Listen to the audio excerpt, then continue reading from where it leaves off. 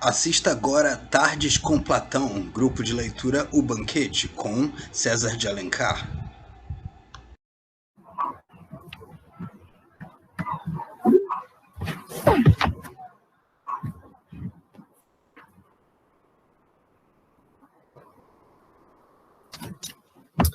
Então, gente, desculpa aí o contratempo, né?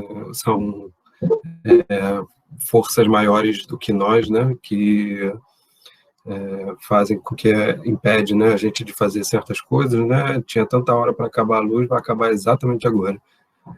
Mas são ossos do ofício, né? Vamos tentar fazer até onde a gente conseguir, tá?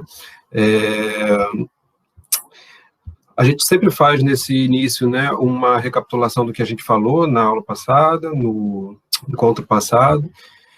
Eu não sei se vocês viram o vídeo, para quem não estava presente no encontro passado, mas a gente leu aí os meandros, né, do início da narração do Apolodoro. A gente, na verdade, a narração do Aristodemo, né, quem vai fazer essa narração para o Aristodemo, que esteve presente ao banquete. A gente viu um pouquinho sobre essas duas figuras, né? A gente já tinha falado um pouco do Apolodoro, do modo como ele, conversando com Glauco, ele era caracterizado como alguém que rebaixava o mundo para poder colocar Sócrates como uma referência, né? E aí a gente vê também o Aristodemo como uma espécie de socrático imitador, né? Ele tem uma aparência que lembra a aparência de Sócrates, tá? Então, a gente tentou enfocar um pouco nesse início, né, o detalhe das narrativas, o que significa para esse exercício da filosofia fazer narrativas, tá? É muito importante que a gente entenda isso, porque que esses socráticos, né, se dedicavam a fazer rememoração dos discursos do Sócrates. A ideia era exatamente fazer, por meio da memorização, um exercício de discurso capaz de fazer com que aquelas ideias e o modo pelo qual o Sócrates chegava àquelas ideias fosse incorporado na vida deles, tá? A ideia era essa, e o modo como eles vão fazer aqui é retratado, inclusive, pelo Platão enquanto escritor do diálogo, tá? Enquanto autor desse texto aqui. Esse texto é, de fato, uma recapitulação dos discursos que aconteceram no tal do simpósio, né? Então, essa rememoração, esse lembrar-se dos discursos, né?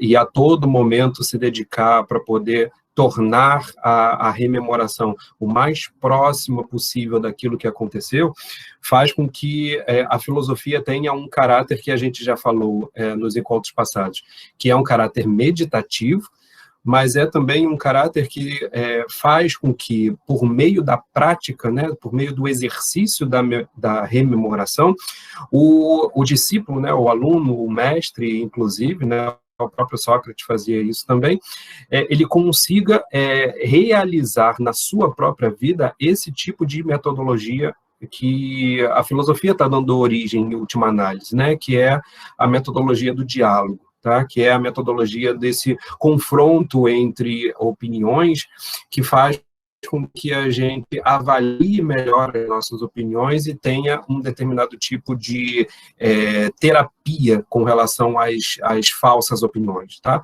Nesse confronto de opiniões, a gente acaba fazendo com que a gente busque, né, uma melhor fundamentação para essas opiniões e, portanto, abrindo mão daquelas opiniões que são infundadas, né?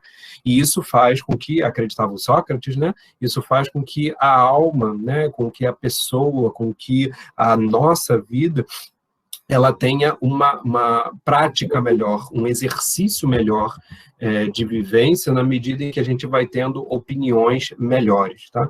O aperfeiçoamento das opiniões está diretamente relacionado ao aperfeiçoamento das nossas atitudes, tá? Essa é a relação aí que o Sócrates coloca na origem da filosofia e que, de certa maneira, os discípulos estão tentando resgatar, né? Toda vez que eles rememoram esse exercício de exame, né? Esse exercício de reflexão, tá legal? Então, a gente tinha parado aí, no nosso texto, em 173, né? Lá no finalzinho da página, quem tiver aí com a edição que a gente está encaminhando, que é a do Carlos Alberto Nunes, a gente termina aí com o companheiro do Apolodoro traçando essa espécie de retrato do que é o Apolodoro, né? Sempre rebaixando as pessoas para poder elogiar o Sócrates. E a gente viu que tem uma brincadeira aí que é própria do grego, tá? Que o companheiro do Apolodoro diz que ele não entende por que costumam chamar o Apolodoro de meigo, né? Que na verdade é um termo para dizer alguém que é calmo, brando, né? Sereno, tranquilo, tá? Mas aí tem uma jogada que se pode fazer, porque o termo em grego, que é malakos, né, que serve para falar sobre o calmo, tranquilo, suave, ele pode estar relacionado ao sentido de manikos, né? Vejam que são palavras muito próximas. Inclusive, tem alguns textos em grego que trazem, ao invés de malakos, trazem manikos. Tá? E manikos é como se fosse aquele enlouquecido, né? Porque vem de mania. Lembra que a gente falou no encontro passado sobre a loucura para o pensamento grego, né? E como é que esse termo mania, né, denotava um certo tipo de comportamento diferenciado. Tá? A gente vai ver que é um comportamento que costuma ser caracterizado como irracional. Por quê? Porque ele lida ele não lida com razões, ele lida com emoções, tá? E vocês vão ver que esse é um comportamento muito interessante, porque ele vai aparecer no próprio Sócrates, de uma certa maneira, tá? A gente viu, eu falei isso para vocês no encontro passado, que ele fala sobre isso no Fedro, tá? Classificando as manias, né, como possíveis de serem encontradas em instituições da Grécia Antiga, em torno de 4. Tem a mania do adivinho, tem a mania do profeta, tem a mania do teatro, da poesia, e tem a mania do filósofo, que é a mania erótica. Tá?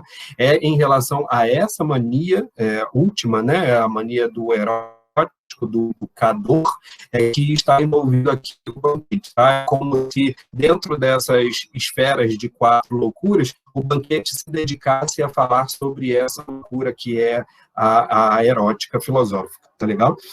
Então, sempre tendo em vista esse objetivo do diálogo do banquete. Né? Qual é o objetivo do banquete? É apresentar para a gente o discurso filosófico como uma erótica pedagógica. Tá?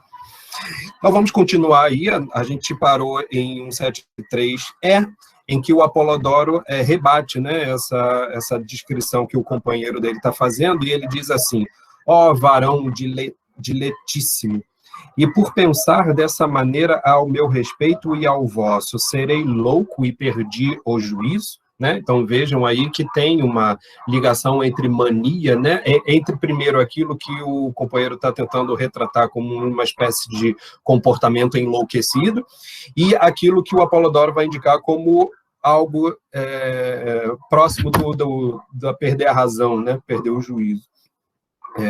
Mais ou menos essa brincadeira aí que está em jogo nesse momento, tá? Lembrem que a gente falou que tem vários elementos recorrentes durante o diálogo, né? E um desses elementos recorrentes é a tonalidade da brincadeira, tá? Porque ela faz referência sempre ao termo pais, né? Paidos, que tem a ver com não só criança e escravo, né? Mas também com o objeto de desejo erótico também, tá?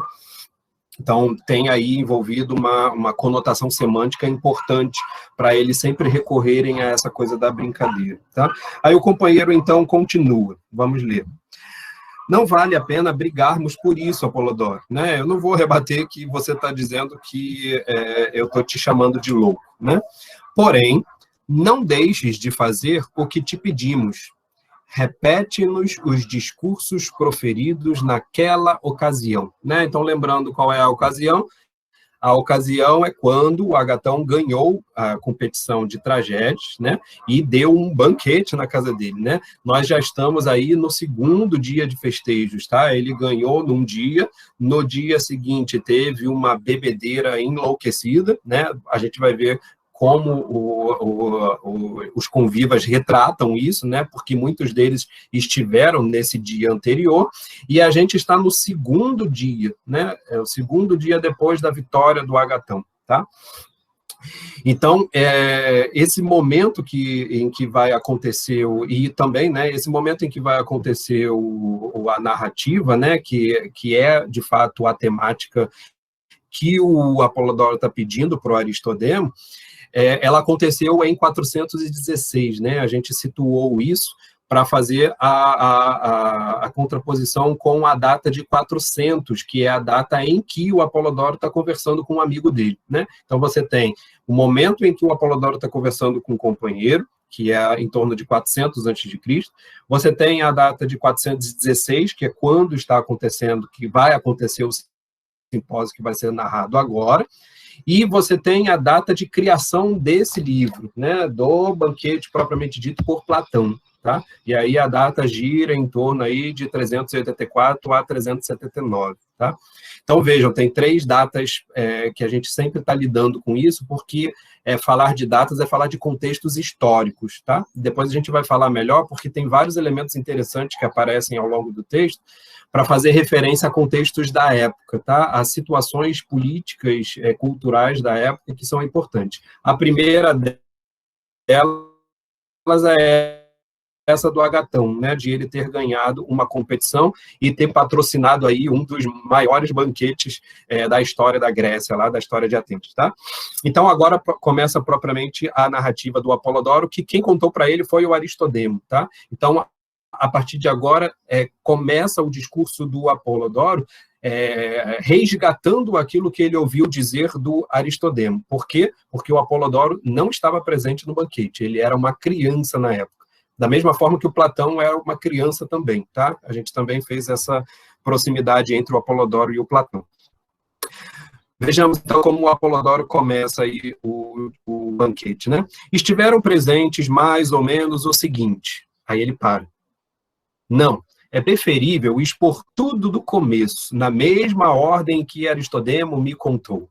Então, olha que interessante, né? Ele vai dizer, olha, ele já faria a narração dentro da festa, né? Estavam presentes, blá, blá, blá, blá, blá. Mas ele para e diz, não, é melhor eu começar de onde o Aristodemo tinha começado. E o Aristodemo é discípulo de Sócrates. Então, ele começou a narrativa dele com um encontro que ele teve com Sócrates. Isso é uma estratégia que tanto o Apolodoro quanto o Platão estão utilizando para introduzir a personagem principal do banquete. Tá legal? Aqui a gente vai encontrar aquela que é a personagem principal do banquete, que é o Sócrates. Tá? O Sócrates encarna essa figura do Eros, encarna a figura da erótica filosófica, de tal modo que ele serve de símbolo, né, para aquilo que vai ser descrito, vai ser reproduzido depois pela conversa dos convivos. Tá? Então, ele começa pela ordem que o Aristodemo deu. Né? Disse que encontrar Sócrates saiu do banho e ainda de sandálias, o que muito raramente acontecia, tá? Então, não era costume, eu já tinha falado sobre isso, né? Não era costume do Sócrates tomar banho, trocar de roupa e andar com sandálias, né? Ele andava descalço. Perguntou-lhe, então, onde ia assim tão belo, né? Olha que interessante, tá? Porque falar sempre do tema do amor é falar do tema da beleza também, tá? Porque a forma como o grego entendia o Eros, o Eros é um movimento em direção a uma coisa, e essa coisa é a beleza, tá? Então você tem aí uma espécie de conexão, tá? Porque quem está imbuído do desejo erótico sempre objetiva encontrar ou possuir alguma coisa. E esse encontrar e possuir alguma coisa é a beleza, tá? Então, Eros e beleza estão interligados. Da mesma forma que na mitologia, Eros é um deus e está ligado à deusa Afrodite, que é a deusa da beleza, né? Então, você tem aí, outra vez, a vinculação entre Eros e beleza, tá? São duas entidades, vamos dizer assim, interligadas. Então, o Aristodemo, né, que está contando isso para o Apolodoro, fica interessado em saber o que o Sócrates está fazendo todo bonitão, né? Está de sandália, está de banho tomado, uma coisa tão rara. Quem é que ele vai encontrar assim para poder estar todo bonitão, né? E aí o Sócrates diz, eu vou ao banquete de Agatão, respondeu. Ontem, de medo da multidão, olha para vocês verem como foi a festa no dia anterior, tá? Foi uma rave geral, assim, sabe? Foi uma coisa, assim, de outro mundo, né? E o Sócrates não foi para aquele dia de ontem com medo da quantidade de gente, tá? Então, pensem nisso em termos de pandemia, né? Em termos de aglomeração, é a maior aglomeração possível que você possa imaginar, tá? Então, o Sócrates não foi na festa ontem por medo da multidão. Eis que veio-me dele, né, do Agatão, quando celebrava o sacrifício da vitória. Mas prometi comparecer hoje, tá? Só frisar aí a importância desse termo, né, o sacrifício da vitória. Todos aqueles que ganhavam, eles celebravam esses banquetes como um ritual religioso, tá? Quando eles forem começar a beber dessa vez, né, que o Sócrates vai estar presente, vocês vão ver que também tem todo um cerimonial antes de encher a cara, tá? Literalmente é isso. Você tem toda uma ritualística que é parte da religião grega, e ela deve ser realizada antes de você fazer os festejos, tá? Então, o sacrifício da vitória está tentando determinar exatamente esse caráter religioso que existe tanto no teatro quanto na bebedeira, né? Tanto no teatro quanto na festa. Para visitar, ele continua, né? Mas prometi comparecer hoje. Então, ele prometeu ir hoje, não pode escapar, né? Esse é o motivo de ter me aprontado, tá? Então, ele está indo para uma ocasião especial, ele vai se aprontar. Mas tem aí, em relação a Sócrates, sempre tem algum provérbio, né, alguma frase lapidar, e aí ele usa uma frase lapidar para poder mostrar por que ele está todo bonitão, né? Ele vai dizer, para visitar um belo rapaz, preciso fazer-me belo. Né? É como se eu tivesse que me aproximar daquilo que eu quero possuir. Né? Se eu quero possuir a beleza, de algum modo eu devo me afeiçoar belamente. E tu, acrescentou, né, falando para o Aristodemo, que achas da ideia de também ires ao banquete e ir embora sem convite? O Aristodemo, então, lhe disse, farei o que mandares, né? Eu sou o teu discípulo, estou indo nessa, né? É para beber, vamos juntos. Aí o Sócrates diz, pois vamos, respondeu, para desacreditarmos o provérbio, tá? E aqui vai entrar um provérbio que era comum na Grécia, tá? E aí ele diz que ele vai fazer uma pequena alteração nesse provérbio, e esse é um ponto importantíssimo, tá? Eu vou ler o parágrafo todo, e aí depois eu explico melhor o que está acontecendo. Ele diz, pois vamos, respondeu, a desacreditarmos o provérbio, mediante pequena alteração. Ele vai fazer uma pequena alteração no provérbio, com afirmar que aos banquetes dos bons, os bons também comparecem sem convite. Estou que o próprio Homero não apenas falseou o brocado, né, falseou o provérbio, como o desmoralizou de todo. Pois, embora nos apresente Agamemnon como um guerreiro excepcional, e Menelau, ao contrário, como um combatente sem préstimo, fez Menelau comparecer, sem ter sido convidado, ao banquete oferecido por Agamemnon, depois do sacrifício da vitória. Né? Então, teve lá também uma mesma cena de sacrifício da vitória, patrocinada pelo Agamemnon, e o Menelau foi sem ser convidado. O banquete feliz do pagamento depois do sacrifício da vitória. E aí ele completa, é o inferior que vai à festa do varão de merecimento. Essa é a alteração que o Sócrates está fazendo, tá? Então, qual é o provérbio, né, que está sendo alterado aqui?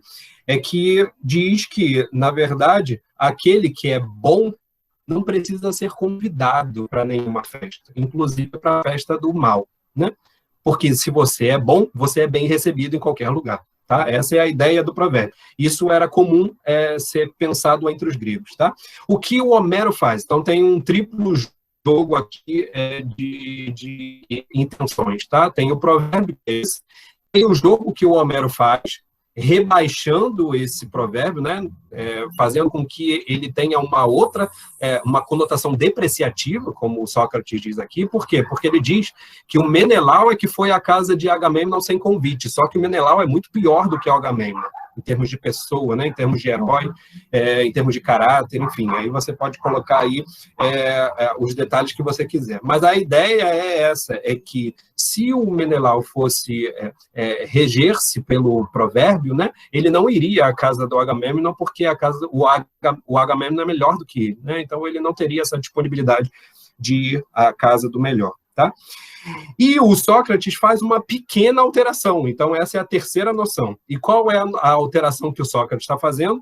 É que ao banquete dos bons, os bons também comparecem sem convite. Então, veja, eu tenho o provérbio, eu tenho o que o Homero diz e eu tenho aquilo que o Sócrates está fazendo, tá? O que o Sócrates está fazendo, em última análise também, é brincar com o termo do que expressa o nome do agatão, tá? Agatão está muito próximo de agatóis, que é bom em grego, tá? Daí vem os outros termos derivados, né, de bom e melhor. O melhor é o aristos, e aí você tem uma aristocracia como sendo um certo tipo de governo dos melhores. Tá? Esse termo agatos, tá? Ele é o termo que é utilizado para falar sobre uma coisa que tem uma qualidade boa. Né? Então, agatão, né, e agatóis estão muito próximos. O Sócrates está brincando com isso. É como se ele dissesse: a casa do agatão, os bons também podem ir, né?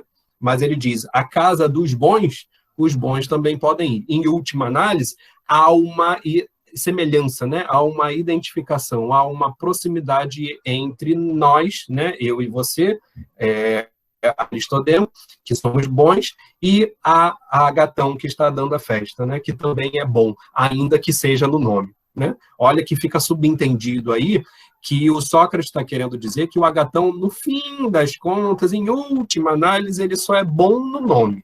Tá? Tem aí essa conotação, porque isso vai aparecer depois lá na frente, tá? Quando o Sócrates fizer a crítica ao Agatão. Tá? Mas já fiquem com essa imagem na cabeça. Tá? Continuando aí. Ouvindo-o expressar-se dessa maneira, me disse que lhe respondera: receio muito, Sócrates, que no meu caso, isso é o Aristodemo falando, né? Que no meu caso não se confirme o provérbio, no sentido que lhe deste, mas não no sentido que lhe deste, mas no de Homero.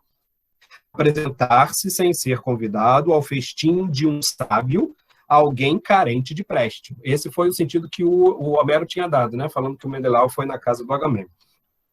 Porém, visto que me levas, vai pensando em alguma desculpa, pois não irei confessar que apareci lá como intruso. Serei teu convidado. Tá? Então, veja que o Aristodemo, em certa medida, está fazendo uma espécie de qualificativo por aproximação. Né? Então, ele está dizendo assim, ó, eu estou próximo de você, Sócrates, você é bom e você está indo na casa do Agatão. Então, eu estou ao seu lado, né? Porque se fosse eu sozinho, eu seria o pior indo na casa do melhor. Né? Porque eu estou junto com você, eu posso tirar uma casquinha da sua bondade, né? E aí eu vou ser bem recebido. Né? Mais ou menos essa a ideia. Vocês vão ver que o Agatão faz a mesma coisa, tá? Depois que o Sócrates chega. Tá? Por isso que eu estou destacando esse traço. E aí o Sócrates, então, concorda. Se somos dois, né? Isso é interessante, tá? Se somos dois, em caminho acertaremos o que será preciso dizer. Partamos, pois. tá? Por que eu disse que esse 2 é interessante? Porque eu queria falar com vocês, com essa cena, que existe aqui no banquete duas coisas que o Platão está criando, tá? Isso é próprio desse tipo de estrutura dialógica que o Platão está criando na obra dele, tá? Um primeiro detalhe é isso que o Sócrates diz que ele faz, uma pequena alteração, tá? O banquete como um todo pode ser, em alguma medida, a descrição de como a erótica pedagógica do filósofo, no caso encarnado no Sócrates, é uma pequena alteração em relação a várias coisas que o mundo grego toma como opinião comum, né? Toma como tradição, toma como aquilo que é costume fazer, tá? É como se a presença do filósofo produzisse na cidade, produzisse nas relações, produzisse nos ambientes uma pequena alteração. Só que essa pequena alteração ela é toda significativa, né? Porque por meio de uma pequena alteração, você acaba mudando o contexto das relações e, portanto, acaba gerando uma consequência significativa para aquelas relações. Tá? Detalhes dessas pequenas relações, por exemplo, é o modo como o Sócrates, que é mais velho, ele não é o amante na relação, mas ele é o amado, né? É aquele que as pessoas amam. Lembra que o Aristodemo era o Eraséis do Sócrates, né? Era o companheiro que amava o Sócrates. Então, o Aristodemos era quem amava o Sócrates. Tá? Ele era autor em relação ao qual o desejo se movia, né? E o Sócrates era o objeto do amor. Isso não é comum, porque o que era comum era o mais velho dirigir o amor em relação ao mais novo, né? Lembra que eu falei que o mais novo é o objeto de amor, né? O objeto do desejo erótico na Grécia. Tá? E vocês têm aí, por exemplo, outra inversão que vai acontecer mais para frente em relação aos discursos e a sequência dos discursos. Você tem, por fim, aí uma alteração, uma pequena alteração que acontece no tipo de importância que o Sócrates vai dar à figura feminina em relação às figuras masculinas, né? Então, você tem uma sucessão de discursos falando sobre os amores dos homens, e aí vem o Sócrates e diz que ele aprendeu o amor com a mulher, né? Então, isso é uma pequena alteração, né? Só que uma pequena alteração é totalmente significativa, tá? Porque ela cria, naquele conjunto de relações, um contexto que vai gerar uma alteração gigantesca como consequência, tá? Essa pequena alteração, no fundo, ela se revela muito significativa, tá? E um outro detalhe é que parece haver sempre um jogo de tríades no banquete, tá? Sempre tem 3 elementos em jogo, tá? Eu falei das 3 datas, né? Dos 3 contextos históricos que existem na obra em si. Tem aí um jogo que vai aparecer mais para frente, né? Do local onde o Eros se situa. Ele não é nem um deus e nem um mortal, né? Ele é uma figura que está no meio do caminho. Você tem agora, mais para frente um pouquinho, né, a referência dos convivas, né, para tentarem nunca ir aos extremos de novo, mas procurarem um meio, né? Então, aí você tem a ideia da tríade, né, como uma espécie de 2 extremos e um intermediário entre eles, que seria um caminho do meio, né, que seria mais interessante, mais equilibrado, enfim. Mas essa noção de 3, ela é constante, tá? Ela vai aparecer em muitos momentos durante a obra aqui, durante a narrativa do banquete, tá legal? Tá tranquilo aí a audição para vocês? Vocês estão me ouvindo bem?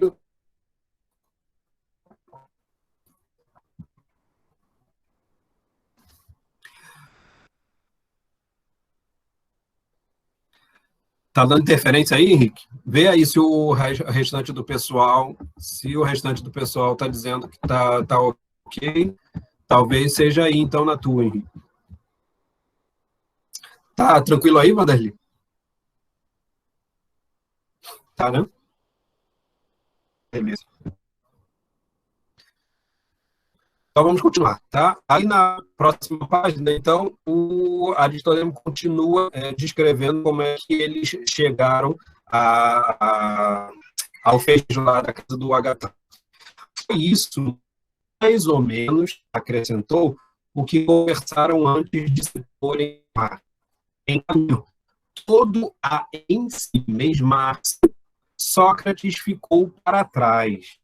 Como Aristodemo se detivesse com a intenção de espiá-lo, mandou que fosse na frente. Porém, ao chegar à casa de Agatão, né, o Aristodemo, encontrou a porta aberta, tendo-lhe acontecido algo ridículo, conforme relatou.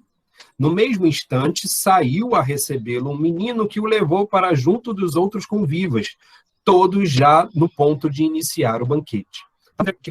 Né? Eles saem da casa do Sócrates todo banhado e tal, estão indo lá para o festejo, eles começam a caminhar e o Sócrates está ensimado, né? Sabe, aquela pessoa que está do teu lado, mas não quer conversa, né? Não quer história, está em silêncio, não fala nada, compenetrado, nem o barulho das coisas que acontecem no caminho desviam a atenção dele, você fala alguma coisa, ele não responde, enfim, está em silêncio. E aí parece que o Aristodemo, quer saber, então eu vou andar um pouquinho mais rápido, e nessa de andar um pouquinho mais rápido, ele vê que o Sócrates parou lá atrás. Né? Olha que coisa, né? Os dois estão andando juntos e, de repente, o Aristodemo está lá atrás. Devia estar pé da vida com o Sócrates, né? Porque o Sócrates não estava falando com ele. E aí, lá na frente, ele percebe que o Sócrates ficou lá para trás. Aí ele volta. Né? Nisso que ele volta, ele pede para o Sócrates continuar e o Sócrates diz, não, vai você na frente. Tá? Esse detalhe é interessantíssimo, tá? O Sócrates está fazendo uma coisa aqui que depois vai ficar marcada logo em seguida, tá? Mas o que aconteceu? O Aristodemo foi sozinho, né? E nisso ele encontra as portas abertas da casa do Agatão e um servo já coloca ele para dentro, vamos dizer assim, né? Já coloca ele para dentro dos festejos, tá? Percebendo, Agatão lhe gritou, né? Então o Aristodemo não passou batido. Na hora que ele entra, o Agatão, que é o dono da festa, né? Já viu aqueles penetras, né? Que passam batido pelo dono da festa. O dono da festa só vai saber depois que tinha um intruso na festa, né? Nesse caso, o Agatão foi certeiro, né? Já sabia que tinha alguém penetra chegando. E aí ele diz, Aristodemo, chegaste na hora de comer conosco. Se vieste para outra coisa, deixa para depois. Desde ontem me procurava para fazer-te este convite, né? Então, o Agatão esperto já disse, Aristodemo, você aí está entrando de penetra, mas eu ia te convidar, né? E eu só não te convidei porque eu não te encontrei, né? Porém, não houve jeito de encontrar-te. E por que não trouxeste Sócrates? Né? E aí, claro, esse é o maior interesse de ter convidado o Aristodemo, para forçar o Sócrates a ir hoje, já que ele não foi ontem. Né? E aí o Aristodemo continua. Nessa hora, disse Aristodemo, me voltei tendo verificado que Sócrates não me acompanhara. Então, de novo, né? Porque o Sócrates disse, vai na frente que eu vou atrás. Né? Pode ir... tranquilo que eu estou chegando. E até agora, Sócrates não tinha chegado. Né? E o Aristodemo aí fica cada vez mais envergonhado. Né?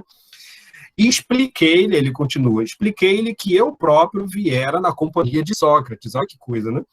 Como convidado dele para o banquete.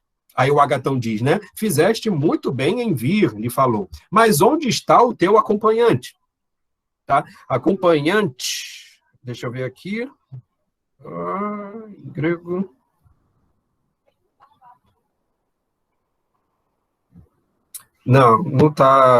Não tem o termo que eu queria.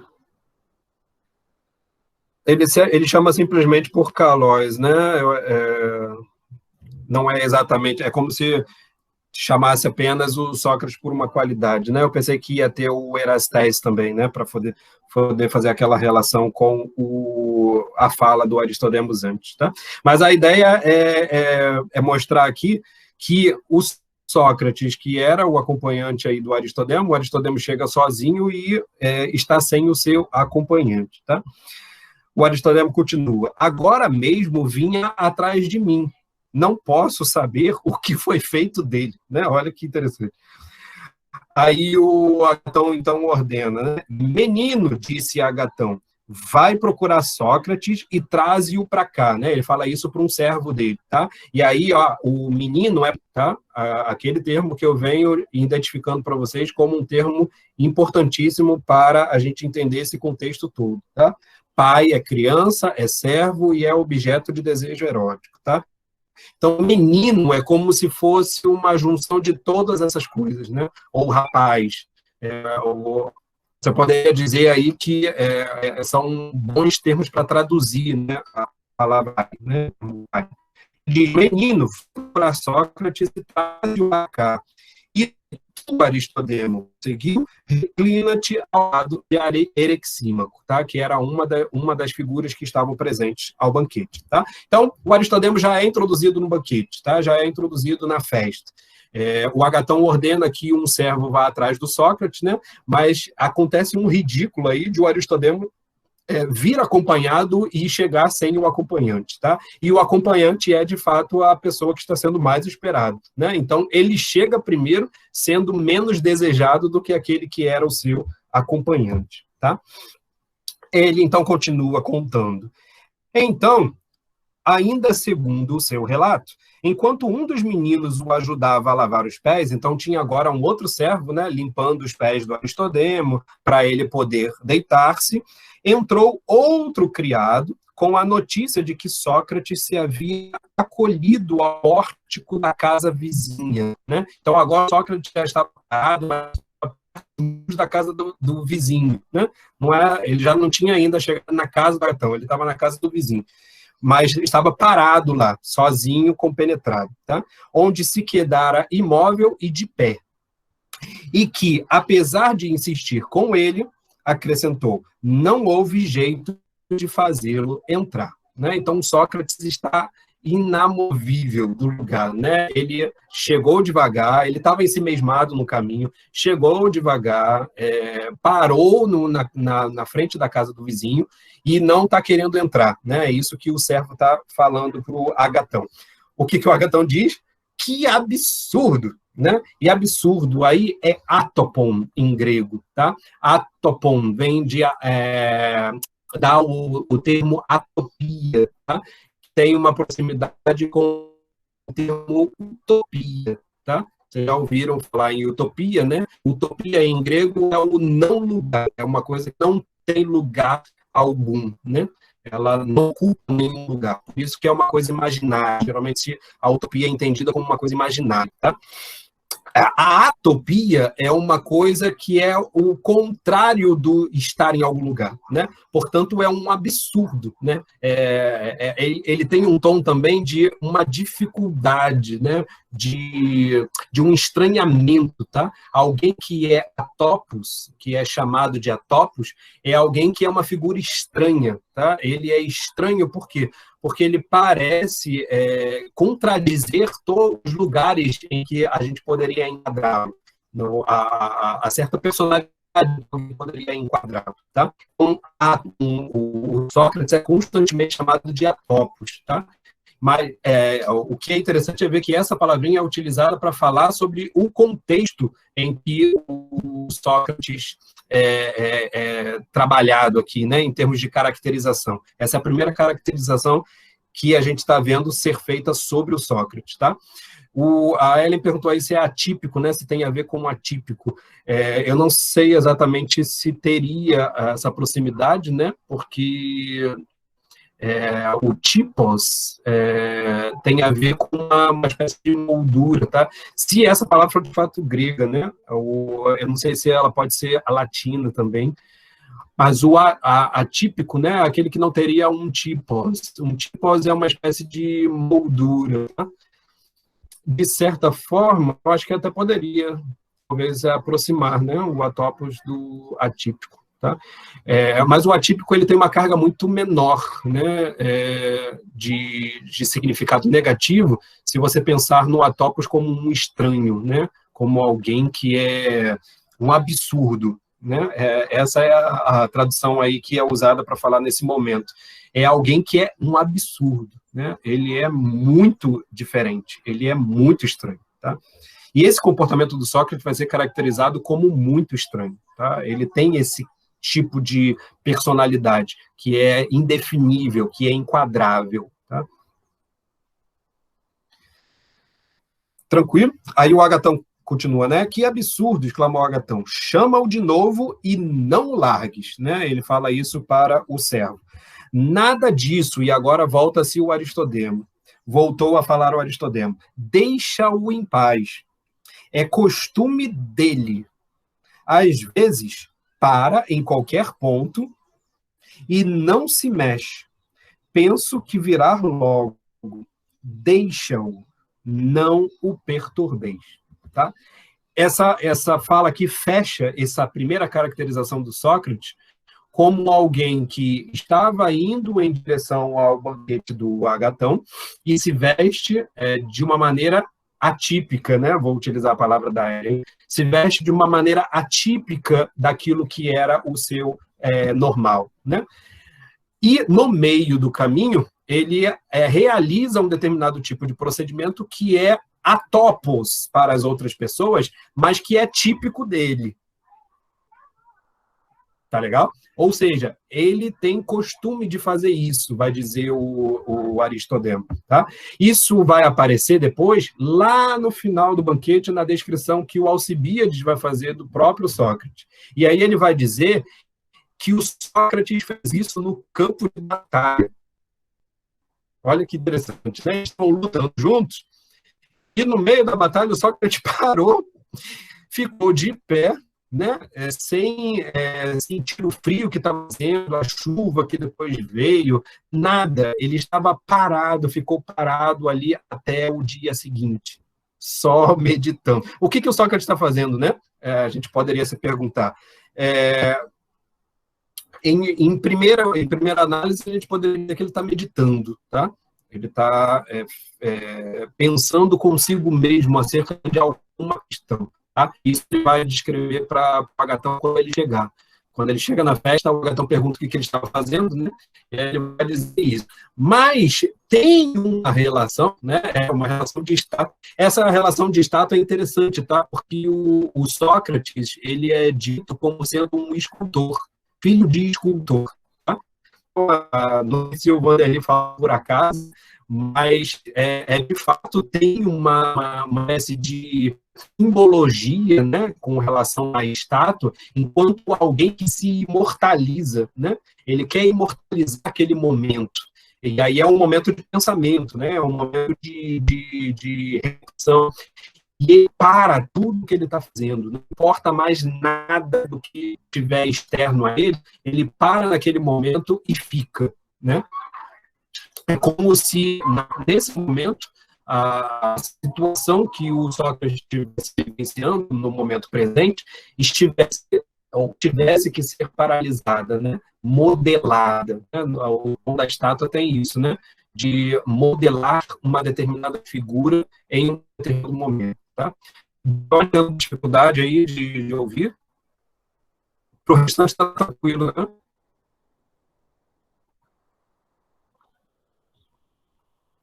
Deve ser a internet também.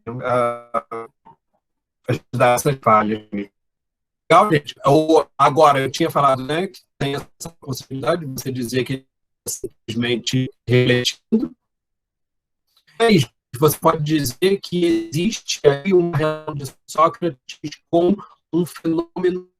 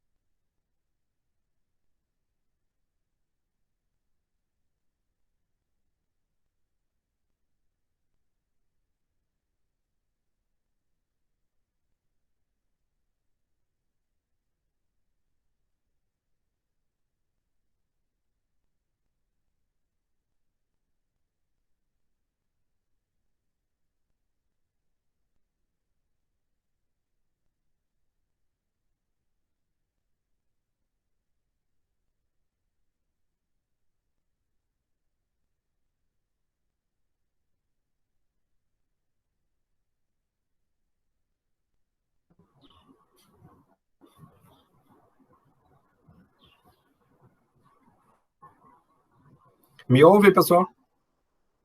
Sim. Caiu aqui de repente, tá? Espero que estejam todos salvos e bem, tá?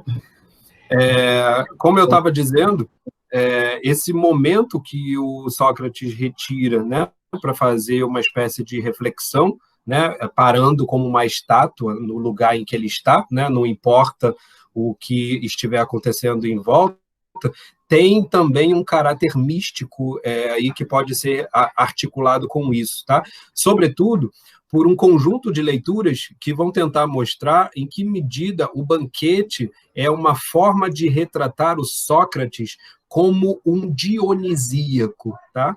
Quem conhece um pouco do Nietzsche e do debate entre Apolo e Dionísio, né, entre essas duas figuras da mitologia grega que são centrais para aquilo que o Nietzsche faz, né? O Apolo seria uma espécie de padrão de racionalidade das normas, o Dionísio seria a confusão, o caos emblemático da efervescência, né, das coisas. Quando você tem esse tipo de caracterização do Sócrates como um místico, essa possibilidade de referir o Sócrates não exatamente como um racionalista, né? Não necessariamente como alguém que pensa a razão acima de todas as coisas, né? Porque você poderia simplesmente dizer que ele está tendo uma meditação reflexiva racional, mas ele pode estar também tendo uma experiência mística, né? De êxtase. No momento em que ele para meditar, ele sai de si mesmo, tá? A meditação tem esse caráter, né? Sobretudo para os orientais, quando você medita, você, na verdade, para o pensamento, né? Em relação a várias coisas. É como se você esvaziasse a sua cabeça e, de certa forma, saísse de si, tá? Então, esse êxtase tem muito a ver com a natureza mística e religiosa que o banquete está trabalhando de um modo geral. E aí daria para a gente aproximar o Sócrates, não de uma figura apolínea exatamente, mas de uma figura dionisíaca, tá? Isso é muito interessante também, sobretudo para quem vê, para quem conhece um pouco desse debate que gira em torno da filosofia como sendo apolínea e não dionisíaca, né? Na sua origem. É como se no banquete o Platão se dedicasse a trabalhar o lado dionisíaco da filosofia, tá? Então, tem essa caracterização aí. Eu acho que o Vanderlei tinha perguntado alguma coisa aqui. E as mensagens apagaram, né? Espera aí, deixa eu ver se eu pego. As mensagens apagaram aqui. O que você tinha perguntado aí, Vanderlei? Se ele queria chamar a atenção dos convivas, né? Se fosse um caso assim que não fosse costume dele, né? Dele fazer isso, e às vezes em momentos que ele não teria necessariamente o desejo de chamar a atenção, a gente poderia até dizer que ele está se fazendo de queridão, né? Eu estou adiando o máximo que eu posso a minha entrada na festa para ser o bam na hora que eu chegar, né? Daria para a gente ter essa malícia, né, de tentar pensar dessa forma. Mas eu acho que tem esse caráter aí, não só reflexivo, mas também místico, possível de a gente fazer, sobretudo quando esses discípulos de Sócrates falam que é um comportamento recorrente dele, né? Então, é como se ele, em vários momentos, parasse para fazer esse exercício, tá? Não só de meditação, mas de êxtase e de reflexão. Tá legal? Daí, deixa eu falar, então, a fala do Agatão, né? Porque aí o Aristodemo diz, não perturbe o Sócrates, e o Agatão diz, então, pois que seja, se pensas desse modo, né? O Agatão falando por Aristodemo, e agora, rapazes, servir a mesa, né? Então, já estava dado o início do banquete, e o rapazes aí paides, né? Então, são os meninos, são os servos. Imagina ali um vasto número de servos servindo aqueles convivas, né? Aqueles participantes do banquete. E aí ele faz uma reprimenda a esses servos, tá? Ele diz assim, sempre fazeis o que entendeis, né? Parece que vocês sempre fazem aquilo que vocês querem. Quando ninguém vos vigia, quando ninguém vos vê. né? Coisa, aliás, que não é dos meus hábitos, né? Então ele está dizendo assim, ó, eu sou até mais nobre do que vocês, porque vocês às vezes fazem o que vocês querem às escondidas. Eu faço aquilo que eu quero às claras, tá? Admitir que eu também seja convidado, né? Então ele não é só apenas o líder da festa, né? O dono da festa, mas ele quer ser tratado também como um dos convidados. Eu e os demais aqui presentes, e tratai-nos em ordem a vos podermos elogiar, tá? Ou seja, trate da gente como se vocês quisessem nos tratar assim, tá? Nos tratar bem. Porque vocês fazem as coisas que vocês querem apenas às escondidas, né? E aí talvez vocês não queiram servir a gente, né? E aí façam de má vontade. Eu estou pedindo que, neste momento, em respeito a nós aqui, né, que vocês façam esse serviço, digamos assim, com prazer, tá? Para que vocês possam agraciar-nos com esse tipo de serviço, a ponto que a gente os elogie, tá? Ou seja, olha só, se o Agatão está querendo que os servos ajam de tal modo que eles sejam elogiados ao final, a gente vê aqui a estrutura do banquete, que é o elogio do objeto erótico, né? O elogio do processo erótico e, portanto, o elogio do objeto erótico, que são os spiders, né? Que são os meninos, os servos, e em última análise. Tá legal? Essa proximidade com o servo é interessante para vocês, e aí, claro, a gente não vai falar sobre isso agora, mas para vocês conservarem a seguinte noção de que o objeto do erótico, ele pode se tornar, ou aquele, melhor dizendo, sofrendo de amor, né? Aquele que se tornar o servo desse objeto, ou, na verdade, o que ama quer que o outro se torne o seu objeto, tá? Guardem essa noção, porque não é por acaso, porque tem aí alguma vinculação entre a noção de rapaz, de menino e de servo, tá? Em última análise, é um tipo de comportamento que obedece, tá? E aí é como se o esperado do objeto do amor é que fosse alguém obediente, tá? Que fosse alguém que fizesse a vontade do dono. E fizesse essa vontade, agora, né, com essa fala do Agatão, fizesse essa vontade por prazer, ou seja, não fizesse com cara emburrada, né? Você vai ser obrigado a fazer alguma coisa, mas não faz com cara emburrada. Faz a ponto de a gente te elogiar, porque você está fazendo isso bem feito, tá? Tranquilo? Vamos ver só aí a chegada do Sócrates, então. Acho que dá tempo de a gente ver só esse finalzinho. A seguir, ele diz, disse que começaram a comer sem que Sócrates aparecesse. Mas, de uma vez, Agatão insistiu para que fossem chamá-lo. Então, toda hora ele mandava um servo lá para, traz o Sócrates logo, vamos embora. Traz ele à força, né? Porém, Aristodemo não o permitia, né? Então, toda vez que ele mandava um servo lá, o Aristodemo, fica quieto, Agatão, ele vai vir, calma.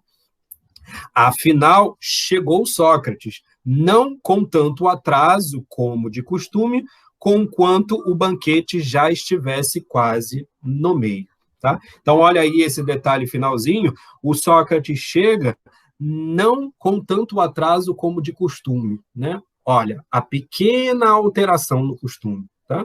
Ele tem o costume de demorar mais, como eu falei, o Alcibiades vai falar lá no final do banquete que ele ficou de um dia para o outro parado, tá? Então, o costume dele é ficar muito tempo. Nesse momento, ele ficou o tempo suficiente de o pessoal comer a metade da comida, né? É mais ou menos essa temporalidade, tá? Teve o processo de chegada do Aristodemo, começaram a comer, e o Sócrates chega na metade do banquete ali, né? Na metade da festa, na metade da comida, tá? Então, ele não demorou muito. Essa é uma outra pequena alteração que o Sócrates faz e que é significativa, tá? Porque ele chega no meio da comida, tá? Guardem essa noção do meio, porque tem a ver com aquela tríade que eu estava falando, né? De não escolher os extremos, mas de escolher o meio termo, né? O caminho do meio. Tá legal? Vamos parar por aqui. Tá? A gente vai ver no próximo encontro como é que essa conversa do Agatão com o Sócrates sobre essa demora do Sócrates é interessantíssima para a gente entender dois processos de educação, né, que ficaram muito conhecidos depois do Paulo Freire, né, e vários educadores que falam sobre o processo de educação de transmissão de conhecimento e de reflexão por si mesmo acerca do conhecimento, tá? Em última análise, a conversa do Agatão com o Sócrates aqui, em torno desse acontecido, né, de o Sócrates ter demorado, vai gerar uma reflexão sobre processos de educação. E aí a gente vai poder entender melhor por que a filosofia é uma erótica pedagógica, é uma erótica educativa, tá? Porque tem a ver com um processo de educação, né? Mas não é um processo de educação em que você transmite conhecimento, é um outro tipo de processo de educação, tá? E isso vai ser trabalhado aqui nesse pequeno trecho em que o Agatão conversa com Sócrates sobre como ele estava demorando e por quê, né? Como que ele pode tirar proveito disso, tá? Isso é extremamente significativo para a gente entender o percurso depois dos outros discursos, né? E como é que o Sócrates vai fazer a crítica do Agatão lá na frente, tá? Mas eu acho que dá para a gente encerrar por aí, tendo mais ou menos essa ideia, né, de como é que o Sócrates, que é a personagem principal do banquete, ela é introduzida. Ela é introduzida como uma figura que está fazendo pequenas alterações, tá? Ela faz o Sócrates faz uma pequena alteração na sua aparência, faz uma pequena alteração no provérbio, né? Faz uma pequena alteração no seu costume de parar para meditar. Ele vai fazendo várias pequenas alterações, tá? É isso que eu estava querendo chamar a atenção para vocês. São essas pequenas alterações que a filosofia faz que são extremamente significativas no geral, tá? E, por fim, o detalhe da tríade, tá? O detalhe de sempre você ter aí 3 elementos, sejam 3 datas de contextos, sejam 3 figuras importantes, sejam 2 extremos e um meio termo, tá? Isso vai ficar muito evidente mais para frente, tá? Mas guardem essas 2 noções, tanto das alterações que a filosofia faz, quanto também da noção de tríade, tá legal? Ficamos por aqui. Alguém quer falar alguma coisa? Eu acho que o Johnny tinha falado aí no chat, né? Deixa eu ver aqui. Na véspera de um gradeamento é comum estar ansioso. A meditação ajuda a controlar isso. Pode ser, né? Se você pensa que os momentos em que o Sócrates se valia desse tipo de comportamento era uma forma de... Se a gente pensa no êxtase, a gente pensa no comportamento de Sócrates como uma meditação. E aí essa meditação seria uma forma de ele sair de si mesmo e de, quando ele voltar, poder controlar melhor as suas emoções. Se for esse tipo de leitura que a gente fizer, de fato, isso que o Johnny está falando tem razão, né? Porque aí você pode pensar o comportamento do Sócrates como uma espécie de preparação para o evento, né? Ele está indo para um evento que vai tirar ele dos eixos, né? Um evento de bebedeira, de banquete, tira a gente dos eixos. Então, está acabando a minha bateria aqui agora. Então, se tira dos eixos, a gente acaba não tendo controle, né? Então, a meditação pode ser uma forma de ter controle. De fato, é uma leitura possível, sim. Tá legal, gente? Então, nos vemos aí. Desculpem o contratempo de hoje, mas foi por motivos de força maior, né? Espero que na semana que vem a gente tenha um pouco mais de tranquilidade para começar, até para o pessoal também se achegar mais para ler com a gente. Tá legal? Tranquilo, Giovanni. A gente se fala, então, tá? Deixa eu só finalizar a gravação aqui por causa do meu computador. Até mais, gente. Até o próximo encontro.